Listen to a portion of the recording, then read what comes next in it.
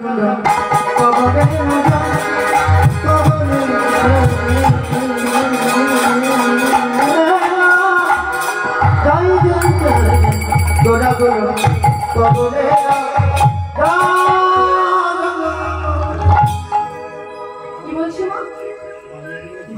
কোনো কহনে না অর্থাৎ গৌরাঙ্গ গুণের কথা কি এক বদলে বলা সম্ভব?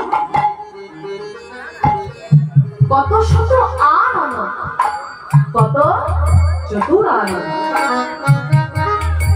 চতুরানন্দ